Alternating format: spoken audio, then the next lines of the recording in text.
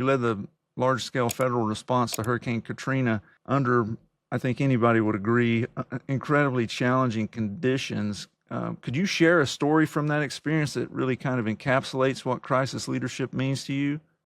I sure will. Let me note at the start, though.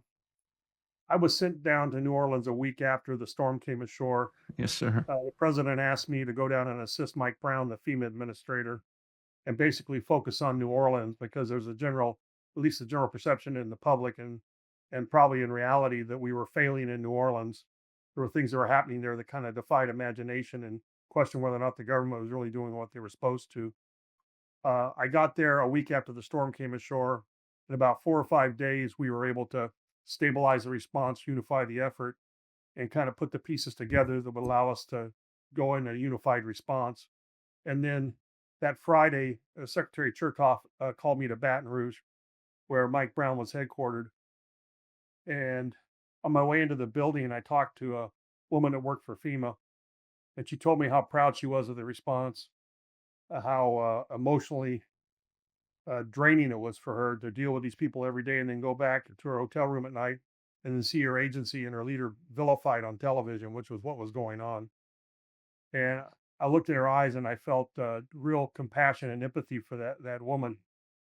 So I went upstairs and Secretary Chertoff called me into the room and he said, "All right, here's what's going to happen. We're going to have a news conference in 30 minutes.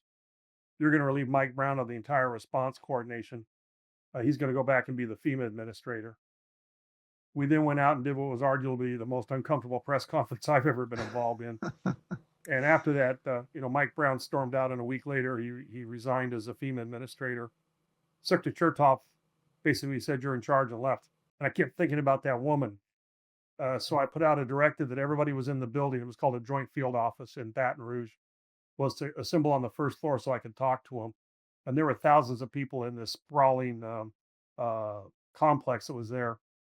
And I got into this room. There were probably about 1,500, 2,000 people in it. I got on up on a desk with a loud hailer. I basically told them what had happened. And I said, I had to go back to New Orleans for about 24 hours and make sure everything's stable there so they can keep doing what they're doing that's working now. But I'm going to come back here. We'll widen the response. I looked out at a sea of faces and they looked just like that lady I'd spoken to. So I told them all, I said, "I'm giving you 2 orders." Now, I didn't have the authority to give anybody any orders.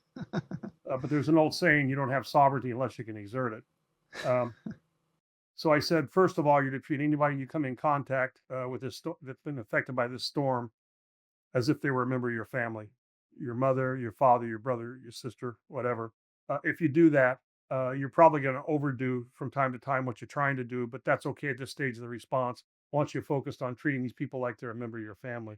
Then I said the second thing is if you do that, it's not your problem. I gave you your order, and the people can deal with me if they don't have if they have a problem with that.